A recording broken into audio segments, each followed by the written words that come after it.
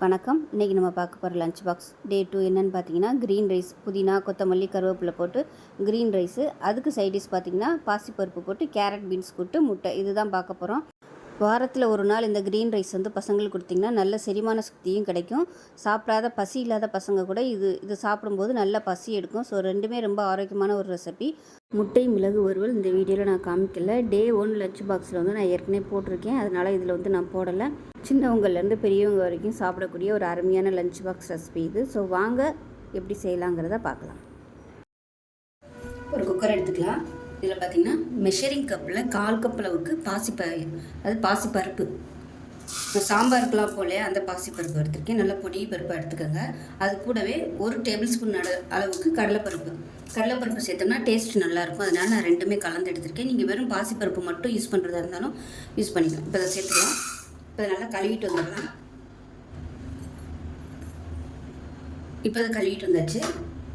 இப்போ இதில் 1 கைப்பிடி அளவுக்கு பெரிய வெங்காயம் பொடியாக கட் பண்ணி வச்சுருக்கேன். இதுக்கு பதிலாக நீங்கள் சின்ன வெங்காயம் சேர்க்கறனாலும் சேர்த்துக்கோங்க.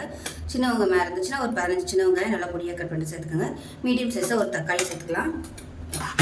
இப்போ இது கூடவே நல்லா 1 கப் அளவுக்கு பீன்ஸ், பொடியாக கட் பண்ண பீன்ஸு, அதே மாதிரி 1 கப் அளவுக்கு கேரட் நல்லா ரெண்டுமே நல்லா கழுவிட்டு இந்த அளவுக்கு நல்லா பொடியாக கட் பண்ணி வச்சுக்கோங்க. அதை சேர்த்துக்கலாம். கழுவிட்டு கட் பண்ணிக்கோங்க. கட் பண்ணிவிட்டு கழுவிட்டிங்கன்னா அதில் உள்ள சத்துக்கள்லாம் போயிடும். 2 பச்சை மிளகாயை உடச்சிட்டு சேர்த்துக்கலாம். உப்பு தேவையான அளவுக்கு சேர்த்துக்கலாம்.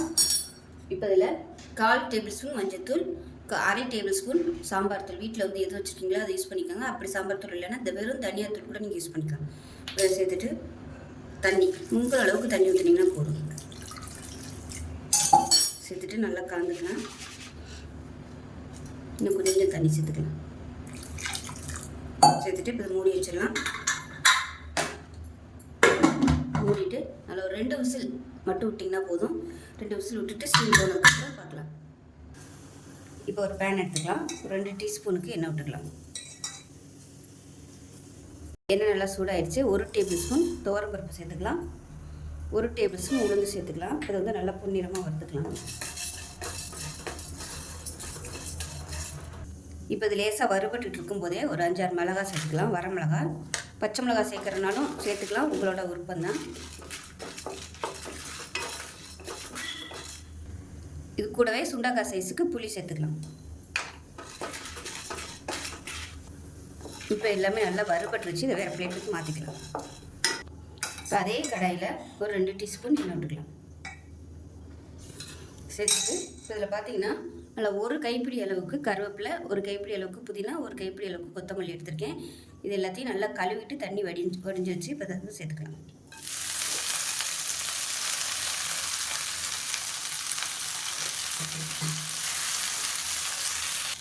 இப்போ நல்லா வதங்கிடுச்சு. அந்த ஈரத்தன்மையெல்லாம் கொஞ்சம் நல்லா போயிடுச்சு பாருங்கள். நல்லா சுருங்கிடுச்சு. இந்த அளவுக்கு வதக்குனிங்கன்னா போதும். இப்போ அமர்த்திடலாம். ஃபஸ்ட்டு நம்ம மிக்ஸி ஜாரில் உளுந்து, வரமிளகா போட்டு அரைச்சதை போட்டு நல்லா பொடி பண்ணிவிட்டு அதுக்கப்புறமா அந்த கொத்தமல்லி, புதினாவை போட்டு அரைச்சிக்கலாம். தண்ணி ஊற்றாமல் கெட்டியாக அரைச்சி எடுத்துக்கலாம். இப்போ கூட்டு எப்படி இருக்குன்னு பார்க்கலாம். பாருங்கள், கரெக்டான அளவில் தண்ணி ஊற்றுறதுனால சூப்பராக வந்துருச்சு பாருங்கள். ரொம்பலாம் தண்ணியாக இல்லை.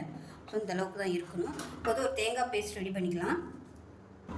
இப்போ இதில் பார்த்தீங்கன்னா 2 டேபிள் ஸ்பூன் துருவின தேங்காய், 1 டேபிள் ஸ்பூன் பொட்டுக்கடலை, 1 டீஸ்பூன் சீரகம், 2 சின்ன வெங்காயம், 2 வரமிளகாய், இது எல்லாத்தையும் மிக்சியில் சேர்த்துட்டு ரொம்ப தண்ணி ஊற்றிடாமல் கெட்டியாக அரைச்சிக்கலாம்.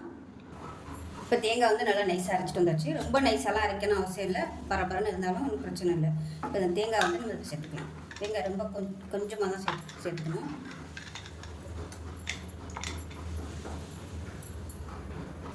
தேங்காய் சேர்த்துட்டு அடுப்பு குறைச்சி வச்சுக்கோங்க. ரொம்ப கையில் வைக்கக்கூடாது. இது அப்படியே கொஞ்சம் ஒரு 2லேருந்து ஒரு 3 நிமிஷம் அப்படியே பச்சை வாசனை போது கொதிக்க விட்டுக்கலாம். தேங்காய் அரைச்சும் போடலாம், இல்லை தேங்காய் துருவி போடுறதுனாலும் போடலாம், உங்களோட விருப்பம் தான். உப்பு கம்மியாக இருக்குது, கொஞ்சமாக உப்பு சேர்த்துக்கலாம். இப்போ நல்லா கொதிச்சிருச்சு, பார்க்கையிலே தெரியும். நல்லா கொஞ்சம் கெட்டியாக வந்துருச்சு. இப்போ இந்த ஸ்டேஜில் தாளிப்பு கொடுத்துக்கலாம். இப்போ தேங்காய் எண்ணெய் சேர்த்துக்கலாம். கூட்டுக்கு தேங்காய் எண்ணெய் தான் நல்லாயிருக்கும். எண்ணெய் சூடானதும் 1 டீஸ்பூன் கடுகு சேர்த்துக்கலாம். 1 டீஸ்பூன் சீரகம் சேர்த்துக்கலாம். வாசனைக்காக 2 வரமிளகாய் விதை எடுத்து சேர்த்துக்கலாம். இது கூடவே கருவேப்பிலை சேர்த்துக்கலாம். பொடியாக கட் பண்ண சின்ன வெங்காயம் சேர்த்துக்கலாம். இப்போ இப்போ இதில் கொஞ்சமாக பெருங்காயம் சேர்த்துக்கலாம், இறக்க போயெல்லாம் சேர்த்துக்கோங்க. இது வந்து தூளுங்கிறதுனால நான் கடைசியாக சேர்த்துருக்கேன். அவ்வளோதான், தாளிப்பு ரெடி ஆயிடுச்சு. அதை எடுத்து இதை கொட்டிடணும். அருமையான பீன்ஸ் கேரட் கூட்டு பாசிப்பருப்பு போட்டு சூப்பராக ரெடி ஆயிடுச்சு. இதை அப்படியே நீங்கள் சாதத்தில் போட்டு புரட்டி சாப்பிட்லாம், அருமையாக இருக்கும். இப்போ பேன் எடுத்துக்கலாம். ஒரு 3 டீஸ்பூன் அளவுக்கு நெய் இல்லை எண்ணெய் சேர்த்துக்கலாம். நான் வந்து இன்றைக்கி எண்ணெய் தான் சேர்த்துருக்கேன். ஏன்னா சாதம் வந்து நம்ம போட்டு பரட்ட போகிறோம். இப்போ ரொம்ப ட்ரையாக இருந்துச்சுன்னா உங்களுக்கு அப்படியே வரன்னு இருக்கும். அதனால் எண்ணெய் வந்து கொஞ்சம் கூட சேர்த்துக்கோங்க. அப்படி இல்லைன்னா நீங்கள் ஹெல்த்தியாக வேணும்னு நினச்சிங்கன்னா பசங்களுக்கு கொடுக்கும்போது நீங்கள் நெய் சேர்த்துக்கலாம். இப்போ சூடாகட்டும். இப்போ எண்ணெய் சூடாகிடுச்சு. 1 டீஸ்பூன் போல் கடுகு சேர்த்துக்கலாம். நம்ம எல்லாமே அதில் போட்டோம், உளுந்தெல்லாம் போடணும்னு அவசியம் இல்லை. அதனால் கடுகு மட்டும் சேர்த்துக்கலாம். இப்போ இது கூடவே ஒரு 10 முந்திரி பருப்பு. இது வந்து ஆப்ஷனல் தான், விருப்பம் இருந்தால் நீங்கள் சேர்த்துக்கோங்க. இது நல்லா பொரியட்டும். முந்திரி பருப்பு நல்லா செவந்துடுச்சு. இப்போ பெருங்காயத்தூள் சேர்த்துக்கலாம். நெய் சேர்த்து நல்லா வறுத்து விட்டுட்டு மெஷரிங் கப்பில் 2 கப் அளவுக்கு வடித்த சாதம் எடுத்து வச்சுக்கேன், சேர்த்துக்கலாம். நான் வந்து அளவு கரெக்டாக தெரியணுங்கிறதுக்காக தான் மெஷரிங் கப்பில் எடுத்துருக்கேன். இப்போ நம்ம அரைச்சி வச்சுருந்த இந்த துவையலையும் சேர்த்துக்கலாம். நான் வந்து கொஞ்சம் மிச்சம் வச்சுட்டு சேர்த்துக்கிறேன். டேஸ்ட் பண்ணி பார்த்துக்கிட்டு எவ்வளோ வேணுமோ அதுக்கு தகுந்த மாதிரி சேர்த்துக்கோங்க. கேஸ் அமர்த்திடணும். சாதம் வடிக்கையிலே உப்பு போட்டு வடிச்சுக்கோங்க, இல்லைன்னா உங்களுக்கு உப்பு சாராது. அதே மாதிரி துவையல்லையும் அரைக்கும் போது உப்பு சேர்த்துக்கோங்க. நான் சாதாரண அரிசி தான் எடுத்திருக்கேன். இதில் வந்து நீங்கள் பிரியாணி பாஸ்மதி அரிசி செய்கிறதா இருந்தாலும் செய்யலாம். வடிச்சிங்கன்னா உங்களுக்கு நல்லா உதிரி உதிரியாக வரும்.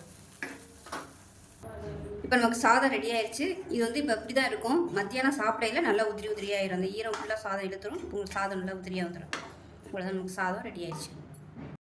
இப்போ நமக்கு அருமையான சிம்பிளான ஒரு லஞ்ச் பாக்ஸ் ரெசிபி ரெடி ஆயிடுச்சு. இதே மாதிரி நீங்களும் செஞ்சு பாருங்கள். டேஸ்ட் நல்லா அட்டகாசமாக இருக்கும். செஞ்சு பார்த்துட்டு எப்படி வந்துச்சுங்கிறத சொல்லுங்கள். வீடியோ பிடிச்சிச்சுன்னா லைக் பண்ணுங்கள், கமெண்ட் பண்ணுங்கள், சேனலை சப்ஸ்கிரைப் பண்ணுங்கள், பக்கத்தில் பெல் பட்டனையும்